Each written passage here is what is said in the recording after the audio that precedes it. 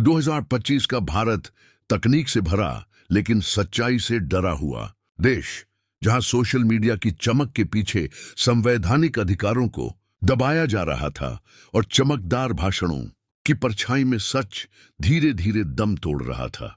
ऐसे समय में जन्म हुआ आरव प्रकाश नाम के एक युवा वकील का, जिसने संविधान को सिर्फ किताब नहीं बल्कि अपना अस्त्र और अपना धर्म मान लिया था। दिल्ली यूनिवर्सिटी से कानून की डिग्री लेकर निकला ये 25 साल का नौजवान जब पहली बार कोर्ट की सीढ़ियां चढ़ा तो उसके मन में सिर्फ एक बात थी, जो देश को नहीं जानता वो वकालत नहीं समझ सकता। आरव अपने पिताजी की प्रेरणा से एक ईमानदार वकील बना था, जिन्होंने किसान आंदोलन के दौरान पुलिस की लाठी से अपनी जान गंवाई थी, लेकिन बेटे के दिल में संविधान का दीपक जलाकर गए थे। आरव की कहानी तब शुरू नहीं हुई जब उसने पहली बार केस लड़ा, बल्कि तब जब उसने पहली बार आरटीआई फाइल की। एक ऐसा आरटीआई जो दिल्ली के एक पॉश इलाके में बन रही नई राज्यपाल रेसिडेंसी की फाइलों में दबे भ्रष्टाचार के जख्मों को उघाड़ने वाला था।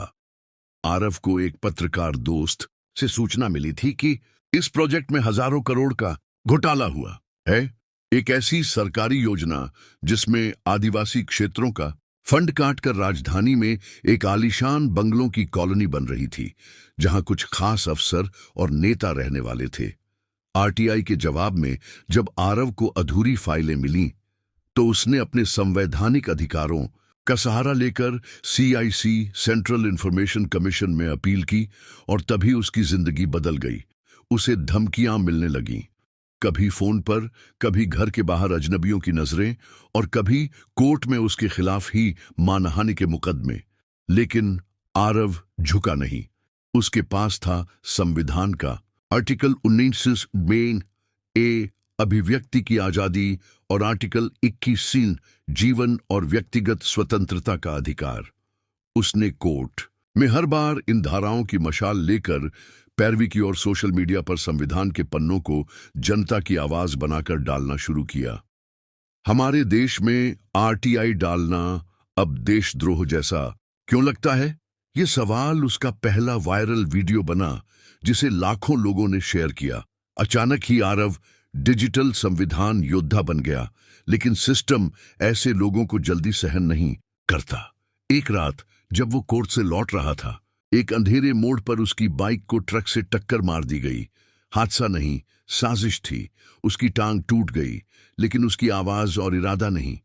अस्पताल के बिस्तर पर लेटे लेटे भी वो संविधान की किताब पढ़ रहा था, क्योंकि अब मेरी लड़ाई कोर्ट में नहीं, पूरे देश के जमीर से है, उसने ट्वीट किया।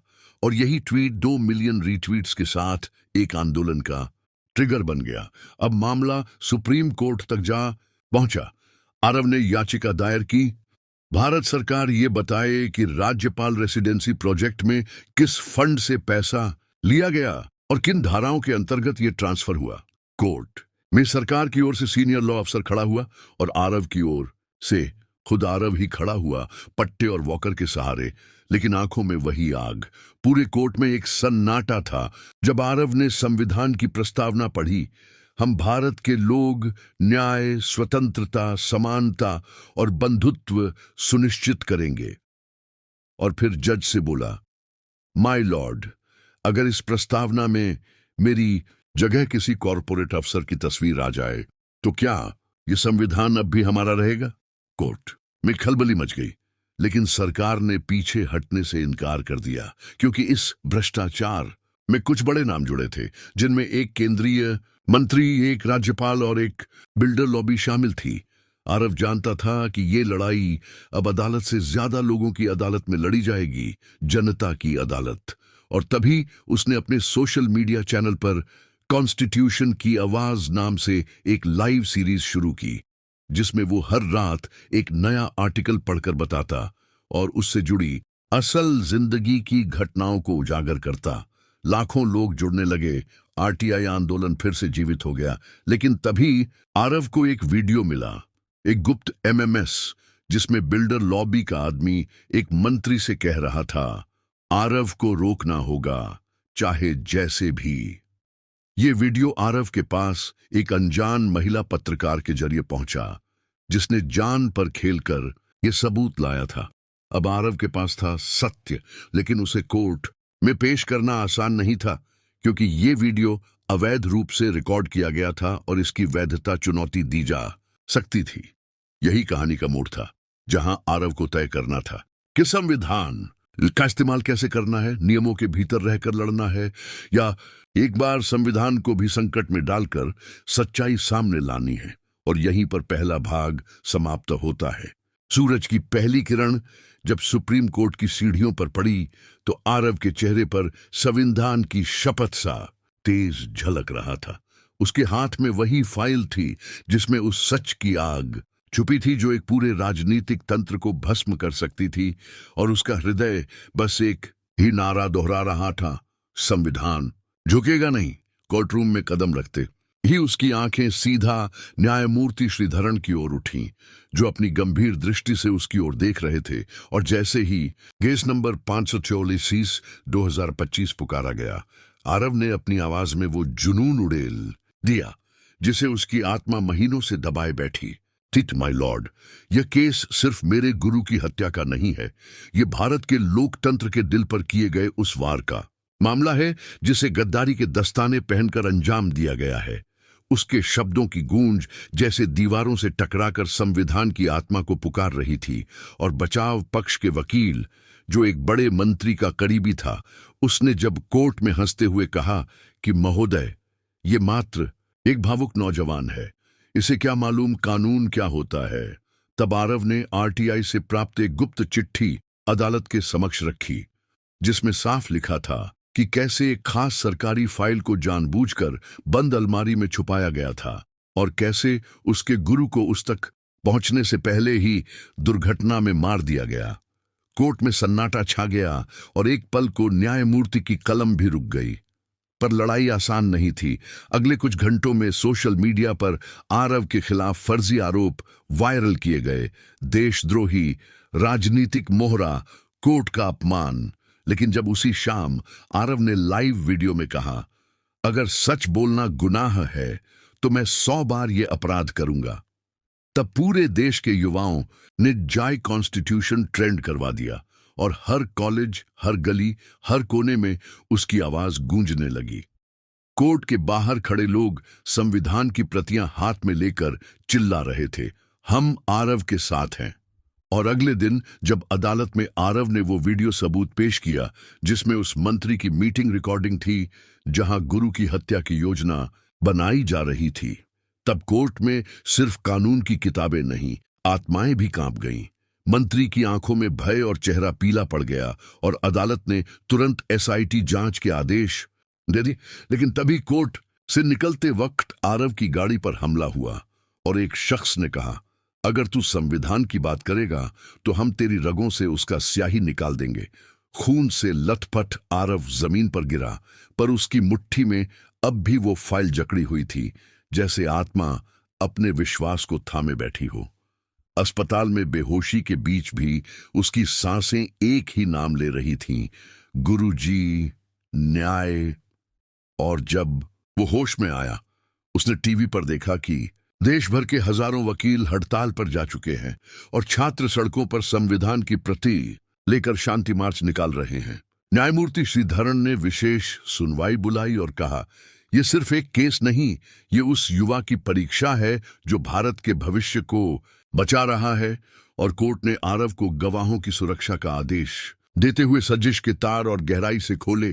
देश अब जाग चुका था, और आरव एक आम सा वकील अब लोकतंत्र की चेतना बन चुका था। उसके शब्दों ने वो किया जो गोलियां नहीं कर सकी, लोगों के जमीर को जगा दिया। पर यह सिर्फ एक शुरुआत थी, क्योंकि अगली सुनवाई में सामने आने वाला सच इतना भयानक था कि वो न सिर्फ सरकार गिरा सकता था, बल्कि संविधान को 2 हिस्सों में बांट सकता था। और आरव अब सिर्फ एक केस नहीं लड़ रहा था, वो भारत की आत्मा के लिए युद्ध में उतर चुका था। तीसरे दिन की सुनवाई से पहले की रात आरव ने अपने कमरे में संविधान की प्रति को खोल कर देखा और आर्टिकल 14 पर उंगली रख दी। कानून के समक्ष सभी समान हैं। उसकी आंखों में आंसू थे, पर उस आंसू में डर नहीं, दृढ़ता थी। अस्पताल से सीधा कोर्ट पहुंचा। उसके सिर पर पट्टी थी, पर चाल में हिम्मत थी, जैसे कोई रणभूमि में घायल योद्धा आखिरी प्रहार के लिए लौट रहा हो। कोर्ट की कार्यवाही शुरू होते ही आरव ने अपनी अंतिम और सबसे खतरनाक गवाही दी।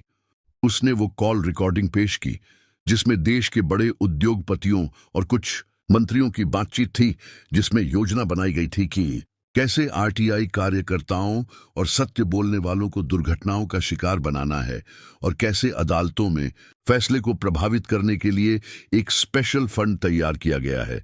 पूरे कोर्टरूम में जैसे भूचाल आ गया। न्यायमूर्ति श्रीधरन ने तुरंत केस को संविधान पीठ में भेज दिया और केंद्रीय जांच एजेंसी को 48 घंटे में मंत्री को हिरासत में लेने का आदेश दे दिया गया। लेकिन खेल यही नहीं रुका। उसी दिन संसद में हंगामा मच गया। एक और विपक्ष ने आरव को भारत का असली सपूत कहा, तो सत्ता पक्ष ने उसे राजनीतिक षड्यंत्र का हिस्सा बताया। सोशल मीडिया पर देश दो हिस्सों में बंट गया, जाय constitution versus your fake hero. पर आरव पीछे नहीं हटा। उसने प्रेस कॉन्फ्रेंस बुलाई और कहा, अगर संविधान को बचाना गुनाह है तो मैं ये गुनाह हर जन्म करूंगा। उसकी आंखों में वही चमक थी जो शायद गांधी में थी, भगत सिंह में थी या बाबा साहब आम्बेडकर में थी जब उन्होंने संविधान लिखा था। अगले दिन जब वह कोर्ट में पहुंचा तो पूरे परिसर के बाहर हजारों छात्र, वकील और आम नागरिक संविधान जिंदाबाद के नारे लगा रहे थे और पहली बार किसी वकील के स्वागत में फूलों की बारिश हो रही थी। अदालत के भीतर न्यायमूर्ति श्रीधरन ने ऐतिहासिक फैसला सुनाते हुए कहा, इस अदालत की नजर में आरव जैसा युवा इस राष्ट्र का गर्व है और हम उसे संविधान प्रहरी की उपाधि देते हैं। कोर्ट ने उस मंत्री, उद्योगपति और कई उच्च अधिकारियों के खिलाफ देशद्रोह और आपराधिक षड्यंत्र का मुकदमा चलाने का आदेश दिया। फैसले के बाद आरव कोर्ट की सीढ़ियों पर बैठ गया, थककर नहीं, सुकून से। उसने ऊपर आकाश की ओर देखा, जैसे गुरुजी को धन्यवाद दे रहा हो। तभी एक बच्चा पास आया और बोला, भैया मुझे भी वकील बनना है आपके जैसा। आरव मुस्कुराया और बोला, बनना, लेकिन सिर्फ वकील नहीं, संविधान का सिपाही बनना। उस दिन भारत ने देखा कि कैसे एक आम सा लड़का जब सच के साथ खड़ा होता है तो पूरी व्यवस्था उसकी आवाज सुनने को मजबूर हो जाती है। 1 महीने बाद राष्ट्रपति ने आरव को संविधान सेवा पदक से नवाजा और उसी मंच से उसने कहा, संविधान सिर्फ एक किताब नहीं, ये हर उस इंसान की उम्मीद है जो न्याय के लिए लड़ रहा है। अदालत का वो केस अब इतिहास बन चुका था। स्कूलों और विश्वविद्यालयों में आरव केस को पढ़ाया जाने लगा और मनोकामना सगार पर वह पूरी कहानी सुनते हुए हजारों युवा प्रेरणा लेने लगे। आखिरी दृश्य में आरव अपने गुरु की तस्वीर के सामने खड़ा था और कह रहा था, आपके ख्वाब अधूरे नहीं रहेंगे गुरुजी। अब हर हाथ में संविधान होगा और हर दिल में न्याय की लौ। उस रात दिल्ली की हवा में सिर्फ गर्मी नहीं थी, एक उम्मीद थी, एक नई सुबह का वादा। और इस तरह एक आम से दिखने वाले नौजवान ने सिर्फ कानून की किताब नहीं, पूरे देश का विश्वास जीत लिया। क्योंकि जब इरादे संविधान जितने मजबूत हों तो झूठ की दीवारें ज्यादा देर टिक नहीं पाती। और आरव ने साबित कर दिया कि क्रांति सिर्फ तलवार से नहीं, कलम और साहस से भी लड़ी जाती है। ये थी जय कॉन्स्टिट्यूशन, एक आवाज जो कोर्टरूम से निकलकर करोड़ों दिलों तक पहुंची। अगर आपको यह कहानी पसंद आई हो तो लाइक, शेयर और सब्सक्राइब जरूर करें। आप देख रहे थे मनोकामना सगार, जहां कहानियां सिर्फ सुनाई नहीं जाती, जी जाती हैं। मिलते हैं अगली प्रेरणादायक कहानी में। तब तक याद रखिए, संविधान सिर्फ किताब नहीं, हमारी आत्मा है।